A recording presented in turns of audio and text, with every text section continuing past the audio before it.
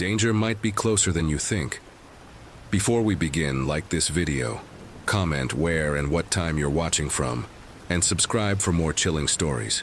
Now turn off the lights, get comfortable, and let's dive into the unknown. I was never the kind of guy to get spooked easily. I've driven cross-country more times than I can count, usually alone, and I've seen all kinds of weird stuff. Drunk guys stumbling out of bars at 3 a.m., sketchy hitchhikers waving me down in the middle of nowhere, even some bizarre roadside memorials that gave me chills. But this was different. This felt wrong from the start. It was around 11:30 at night, and I was somewhere in Nebraska, on a stretch of highway so empty, it felt like I was driving through a dead zone. I had been on the road for hours, running low on gas, and figured I'd stop at the next station I could find. Eventually, a tiny, dimly lit gas station popped up on my GPS. One of those old-school places with a single pump and a convenience store that looked like it hadn't been updated since the 90s. I pulled in, killed the engine, and stepped out into the cold night air. As I started fueling up, I noticed a guy standing near the entrance of the store, not doing anything, just standing there. He was tall, lanky, maybe mid-40s, wearing an old denim jacket and jeans that were too short for his legs. But it wasn't what he was wearing that creeped me out. It was the way he was watching me. Not like he was waiting to go inside. Not like he was lost in thought. No, he was looking directly at me, through me, the way someone watches a stray animal to see if it's worth feeding or kicking. I tried to ignore him. Maybe he was just some local, maybe a trucker, stretching his legs. I finished pumping my gas and walked into the store to pay.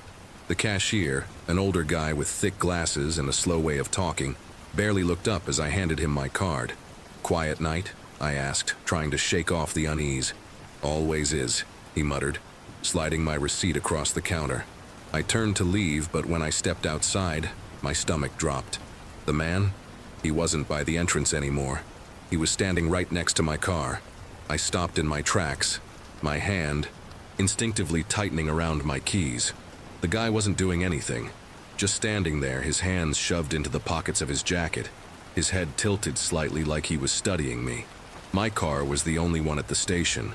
There were at least 10 other empty spots he could have stood near, but no, he was right next to mine. Close enough that if I walked up to the driver's side, I'd be within arm's reach of him.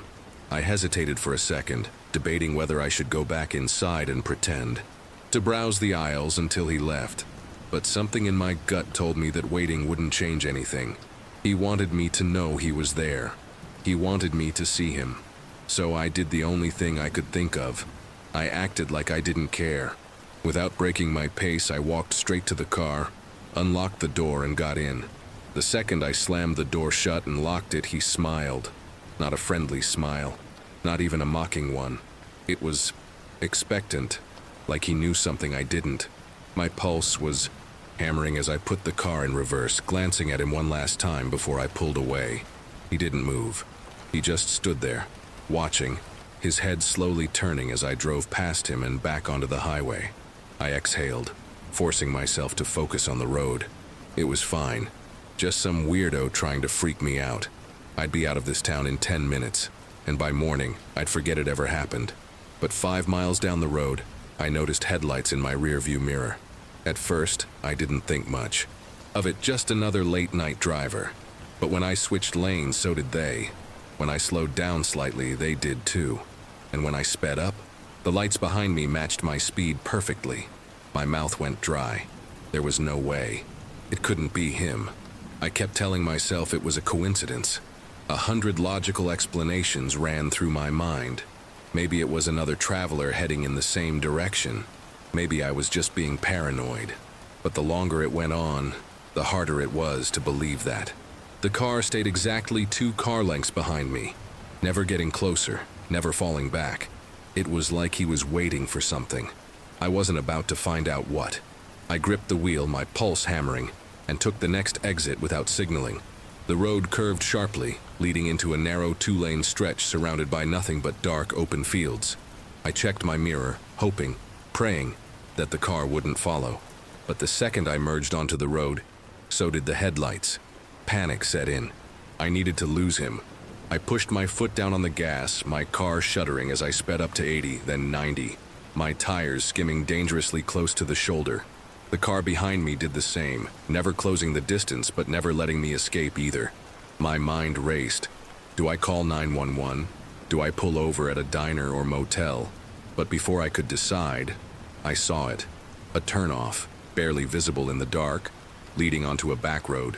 Without thinking, I swerved onto it, killing my headlights the second I was out of sight. Heart pounding, I pulled off the road and cut the engine, gripping the steering wheel so hard my knuckles ached. For a moment, there was nothing, just silence. Then, headlights. The car sped past the turnoff without slowing down, disappearing into the night. I sat there for what felt like forever, barely breathing until I was sure he was gone. Then, shaking, I started the engine and got back on the highway. I didn't stop again until I hit the next city. To this day, I don't know who that man was or what would have happened if I hadn't gotten away. But I do know one thing. I'll never stop at a gas station that empty again. Story 2. I was never a paranoid person. I traveled a lot for work, usually alone, and after a while, cheap motels and late-night check-ins just became part of my routine. I'd stayed in plenty of sketchy places before, ones where the carpets were stained, the walls were thin, and the receptionist looked like they hadn't slept in a week. So when I pulled into a rundown roadside motel off the interstate, I didn't think twice. It was almost midnight, I was exhausted, and I just needed a place to crash for the night before driving another 6 hours home in the morning. The guy at the front desk barely looked up when I walked in. He was hunched over, scrolling through his phone, and mumbled something about only having a few rooms left. The place smelled like stale coffee and cheap air freshener, and the flickering neon sign outside made everything feel stuck in time. I paid in cash, grabbed my key, and found my way to room 106, a single, right on the ground floor. It was exactly what I expected. Outdated furniture, scratchy bedspread, a TV remote that probably hadn't worked in years, but I was too tired to care. As I dropped my bag by the bed, I noticed the door's deadbolt was busted. It locked, but barely. I jiggled the knob a couple of times, debating whether to ask for another room, but at that point, I just wanted to lie down. Besides, I'd be out of there in less than 8 hours. What's the worst that could happen, I thought. I double-checked that the door was locked, slid my suitcase in front of it just to be safe, and went to the bathroom to wash up. The window above the sink was open a crack, letting in the cool night air, but it was one of those small ones, too tiny for anyone to fit through. I shut it anyway. Sleep didn't come easy. The walls were thin, and every little noise outside made me stir. At some point, I heard what sounded like footsteps in the parking lot, slow and deliberate. I told myself it was just another guest arriving late, maybe some trucker stretching his legs after a long drive. But something about the rhythm of those steps made my stomach twist. They weren't going anywhere. They were just lingering. I turned over in bed, trying to ignore it. Motels always had weird noises. Cars coming and going. People talking outside. Doors slamming shut. It wasn't a big deal. But then I heard something else. A faint clicking sound. At first I thought it was just my imagination, but then it happened again. Click, click. It was coming from the door. My heart started pounding. Someone was jiggling the handle. I froze, every nerve in my body on high alert. Through the thin curtains, I could see a shadow stretching across the window. Someone was standing right outside my door. My first instinct was to grab my phone, but as I reached for it, the handle jerked harder. Not just a test this time. Whoever was out there was trying to get in. I shot up from the bed, pressing my back against the wall, listening. No voices, no footsteps moving away. Just silence, except for my own ragged breathing. Then, another noise. This time, not from the door, from the bathroom. A slow, deliberate creak as if something was shifting. My stomach dropped. I had locked the bathroom window, hadn't I? I was sure I had. But as I took a step closer, I saw it. The window was open again, just enough for someone to reach through. The night air felt colder now, like it had weight to it. That's when I realized whoever was outside my door wasn't alone. Panic surged through me. I had two choices: stay put and hope they gave up, or do something before I found myself trapped. I grabbed the closest thing I could, a heavy lamp from the bedside table. and bolted for the door. My hands were shaking so badly I almost fumbled the lock, but as soon as I turned it, I yanked the door open hard. The second it swung wide, I saw him, a tall figure in a dark hoodie standing inches from me, and for a split second we just stared at each other. For that brief moment, time felt frozen. I could barely make out his face under the hood, but what I did see was enough. His eyes, wide and unblinking, locked onto mine. His hands were clenched at his sides like he had been ready to grab me the second I stepped out. But I had caught him off guard. He hadn't expected me to open the door so suddenly. Before he could react, I did the hi. Only thing I could think of. I swung the lamp as hard as I could. It wasn't much, but it was enough. The edge of it clipped his arm and he let out a grunt, stumbling backward. That was all I needed. I didn't think.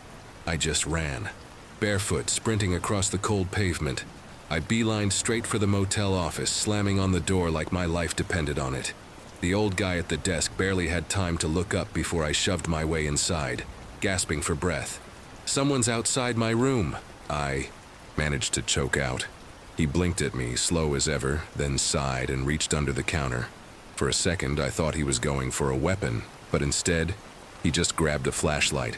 "All right, let's take a look," he muttered, like I'd just told him my sink was leaking. I didn't follow him back outside. I couldn't. My whole body was shaking too hard. A few minutes later, he came back, shrugging. "No one out there," he said. "Probably just some drifter." Like that was supposed to make me feel better. I didn't even bother arguing. I asked for a refund, grabbed my bag, and drove straight through the night until I reached the next town. I didn't sleep until the sun came up, and to this day I still don't know what haunts me more. The fact that someone was trying to break into my room, or the fact that whoever came through that bathroom window never left. Story 3. Road trips were kind of our thing. Me, my best friend Chris, and his girlfriend Liv had been doing them for years, picking random routes, stopping wherever we felt like it, making memories along the way. This trip was no different. We were heading west, taking the back roads instead of the interstate, just to soak in the scenery. The plan was to reach Colorado by morning, but after hours of driving, exhaustion was creeping in. We needed a break. We pulled into a rest stop somewhere in Kansas, one of those tiny deserted ones with a couple of vending machines and an old brick building with faded restroom signs. The kind of place you stop at, not because you want to, but because you have to. The parking lot was mostly empty except for a few semis, and way off in the corner, an old white van. No plates, no markings, just sitting there, dark and lifeless. Chris made a joke about it being a serial killer van, and we all laughed, but something about it felt off. It wasn't just that it looked abandoned, it was the way it was positioned. Not near the building, not in a normal parking spot, but backed, up against the tree line like someone didn't want it to be noticed. The windshield was so dirty I couldn't see inside. No movement, no sign of anyone. We figured it was just a broken down vehicle and didn't think much of it. Chris and Liv went to use the restroom while I stretched my legs by the vending machines. The place was dead silent, except for the occasional rustling of leaves in the wind. I glanced back at the van. Still no movement. But as I was digging for change in my pocket, something made me freeze.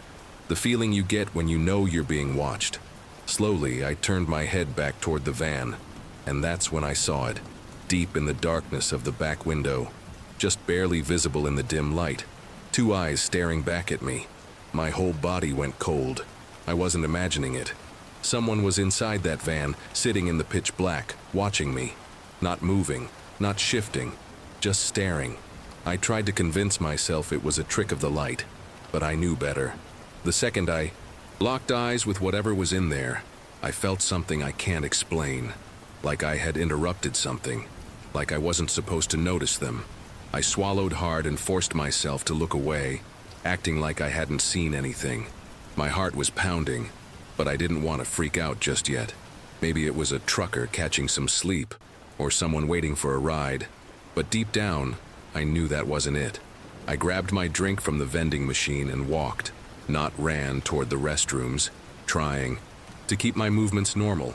When I stepped inside, Chris and Liv were already washing their hands. Chris looked up and immediately frowned. "Dude, "What's up? You look like you've seen a ghost." I hesitated, then told them about the eyes in the van. Liv scoffed, but Chris, ever the idiot, got that look on his face. "Let's go check it out," he said, grinning. I told him it was a bad idea, but he was already halfway out the door. I followed, my gut screaming at me to just get back in the car and leave. As we stepped back into the lot, the air felt heavier, like something had changed. The van was still there, still completely dark. But now, the eyes were gone. The back window was just an empty void. I scanned the area, my pulse hammering. "Maybe it was a reflection," Liv muttered. But even she didn't sound convinced. That's when Chris, being the dumbass he is, took a step toward the van. And the second his foot hit the pavement, the van's headlights snapped on. The three of us froze. The headlights were blinding in the dark, casting long shadows across the empty lot. The engine didn't start. No one got out. Just those two beams of light, burning into us like a warning. I wanted to believe it was some guy waking up, maybe stretching before hitting the road. But that van had been dead silent a second ago. No door opening, no movement, just lights. Chris, for once, wasn't joking anymore. "Get in the car," I muttered, not even waiting for him to respond. I turned and started, walking fast, not daring to look back. Liv was already ahead of me, yanking the passenger door open. Chris hesitated for a second, like he was trying to decide if this was really happening, then swore under his breath and ran after us. I barely had the door shut before I jammed the key into the ignition. The second my headlights flicked on, I saw it. The van's side door, one of those old-school sliding doors, was open about an inch now. It hadn't been before, and still, no one had gotten out. Stomach twisted. I threw the car into reverse so fast the tires squealed. As I turned back onto the highway, I risked one last glance in the mirror. The van just sat there, headlights still on, side door cracked open.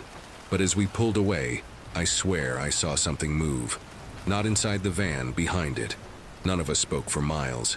When we finally stopped at another gas station, one with actual people around, Chris exhaled and muttered, "That wasn't normal." We never figured out who or what was in that van. But one thing still haunts me. When I checked the rest stop on Google Maps later, looking for any news about it, I noticed something weird. The satellite image showed the same lot, the same restroom building, and a van, parked in the same exact spot. But here's the thing. The image was over a year old. Story 4. I've been a truck driver for over 15 years. I've seen a lot on the road. Wild weather, reckless drivers, weirdos at rest stops. But I've never been one to spook easily. Still, every driver has at least one story. That one night that sticks with you. The kind that makes you double-check your locks and rethink your routes. This is mine. It was late October, and I was hauling a load from Illinois to Texas. I was deep into the night shift, cruising down an empty highway in Oklahoma. Nothing but miles of dark fields on either side. The kind of quiet that makes you hyper-aware of every sound. Your own breathing, the hum of the engine, the faint rustling of the wind. Against the truck. I had been driving for hours, and I was just looking forward to finding a decent spot to stop for a few hours of sleep. That's when I saw him. A hitchhiker, standing on the side of the road, right where the fog was thickest. He was dressed neatly, dark jeans, a flannel shirt, a backpack slung over one shoulder. Not the usual ragged type you'd expect.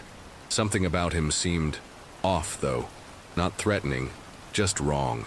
Maybe it was the way he stood so still, like he wasn't even cold. Or maybe it was the fact that he wasn't looking at my truck as I approached. He was already staring directly at me. I don't usually pick up strangers, but something about him made me hesitate. He looked normal enough. Maybe his car had broken down. Maybe he had been walking for miles. I slowed down, my headlights illuminating his face, and that's when I saw it. That smile. Wide, too wide. Stretched across his face like it had been painted there. He didn't wave, didn't step forward. He just stood there, grinning, like he knew something I didn't. Every instinct in my body screamed at me to keep driving, but I didn't. I still don't know why. Maybe it was exhaustion. Maybe it was some weird sense of guilt. Leaving a guy stranded in the middle of nowhere didn't sit right with me. So, against my better judgment, I pulled over. The second I did, he moved. Not like a normal person would, with hesitation or relief. No, he just walked, slow and deliberate, like he'd been waiting for me to stop. As he climbed into the passenger seat, the first thing I noticed was that his backpack looked empty. It sagged, completely deflated, like it was just for show. He shut the door, turned to me, and kept smiling. Not a word, just that eerie, stretched grin. Finally, after a long, heavy silence, he said, "Thanks for stopping." His voice was low, calm, too calm. I forced a nod and pulled back onto the highway. For the first 10 minutes, he barely spoke. He just sat there, hands folded in his lap, staring straight ahead like he wasn't really there. I tried to break the tension. "Where you headed?" I asked, keeping my eyes on the road. He chuckled. Not a normal chuckle, a slow, deliberate one, like he was amused by something only he understood. "Oh," he finally said, "I'm already where I need to be." Something about the way he said it made my skin crawl. I snuck a glance at him. He was still grinning, but now it looked different, tighter, like his face was straining to hold it. The hair on the back of my neck stood up. "You got family waiting for you somewhere?" I tried again just to fill the silence. Another pause. Then, still smiling, he turned his head toward me, slowly, like it was the first time he'd really looked at me since getting in. And then he asked, "Do you?" My grip on the steering wheel tightened. There was something wrong about that question. Not the words themselves, but the way he said it, like he already knew the answer, like he was imagining them. I forced a laugh, trying to keep my voice steady. "Yeah," I muttered. "Wife and kid back home." It wasn't true, but I didn't care. I just wanted to say something normal, something human. He let out another slow chuckle, shaking his head slightly. "That's nice," he said, his voice barely above a whisper. Then, without looking away, he reached down and unzipped his backpack. My whole body went rigid. The bag I knew was empty, the bag that had slumped like there was nothing inside. And yet, as he reached in, I heard the distinct sound of something metallic shifting inside. That was it. I didn't wait. I didn't ask. I slammed my foot on the brakes so hard the tires screeched against the pavement. The truck lurched, the cab shaking violently as the hitchhiker's body jolted forward. Before he could react, I unlocked the door and shoved him as hard as I could. The momentum sent him sprawling onto the road, his eerie grin finally vanishing as his hands shot out to break his fall. I didn't stick around to see what he did next. I slammed the door shut, threw the truck into gear, and floored it down the highway. My heart was pounding so hard I thought I'd pass out. I didn't stop until I reached a rest area 2 towns over, hands still shaking as I locked every door twice. I never saw him again, never heard anything about a hitchhiker in the area, but sometimes late at night, I think about that grin, about how calm he was, and I wonder, what if I hadn't stopped? Or worse, what if I hadn't made him leave? Story 5. I've worked late shifts for years, so driving home alone at odd hours never really bothered me. I actually liked it. The quiet roads, the hum of my car, the way everything felt calmer when most of the world was asleep. But one night changed that for me. One night made me hate driving alone. It was around 2 a.m. and I had just finished a grueling shift at the diner. My feet ached, my eyelids were heavy, and I just wanted to get home, take a shower, and collapse into bed.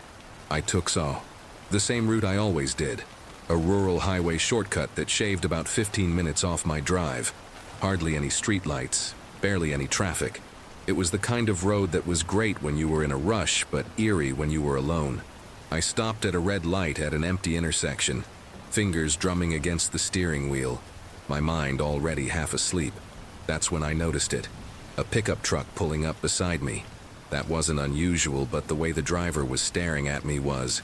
I glanced over, expecting some drunk guy or a half-asleep driver. But no, this man was wide awake, his hands gripping the wheel so tight his knuckles were pale. He wasn't blinking, he wasn't moving, just staring. I tried to ignore it. Maybe he was zoning out, maybe he wasn't even looking at me. The light turned green and I pressed on the gas, eager to get away. But when I looked in my mirror, my stomach twisted. The pickup was following me. Not aggressively. No speeding, no swerving. Just keeping. The exact same distance, never falling behind, never pulling closer. At first, I told myself I was overreacting. It was late. Maybe he just happened to be going the same way. But the longer it went on, the harder it was to believe that. Every turn I took, he took. Every time I slowed down, he did too. He was matching me. I felt my pulse quicken, my exhaustion replaced by something sharper. Fear. I decided to test him. Instead of taking my usual turn toward home, I veered right onto a side road, leading to a small gas station. It was closed for the night, but it had bright floodlights and security cameras. If he was just another driver, he'd keep going. But he didn't. He turned in with me. That's when I panicked. I didn't even stop. I just gunned it, swerving back onto the highway. My breath was coming fast, my grip on the wheel so tight my fingers hurt. The truck followed. Closer this time, my mind raced. Do I call the police? Do I drive to a station? I was still miles from home, and I didn't want him following me there. Desperate, I spotted a brightly lit 24-hour gas station up ahead and made a sharp turn into it, slamming my brakes near the entrance. If he wanted to do something, he'd have to do it in front of witnesses. But as I reached for my phone, something caught my eye in the rearview mirror, and that's when my stomach dropped. The pickup truck was still there, but the driver wasn't looking at me anymore. He was looking at my back seat. A chill ran through me so fast I felt like I couldn't breathe. My back seat. I hadn't looked at it once since getting into the car. Slowly, like I was in some kind of nightmare, I turned my head. Empty. Or at least that's what I thought at first. But then I noticed it. The slightest shift of movement, just a ripple of darkness in the corner. My own reflection in the rear view was pale, wide-eyed, but right behind me, half hidden in the shadows, someone else's eyes were staring back. I didn't think. I couldn't think. My body moved. Before my mind caught up, I threw the door open and bolted, nearly tripping over myself as I ran straight into the gas station. The clerk looked up, startled, as I stumbled inside, breathless. "There's someone in my car," I gasped. "Call the police." By the time the cops arrived, my car was still parked where I had left it, doors locked, engine running. But the back seat? Empty. They searched the lot, checked the security cameras, even questioned the guy in the pickup truck. He told them he wasn't following me. He was trying to warn me. He had seen someone slip into my car when I stopped at that first red light. A man, hunched low, creeping into my back seat when I was too tired to notice. I never found out who he was or what he wanted. But since that night, I always check my back seat before I start driving. And if you're reading this, you should too.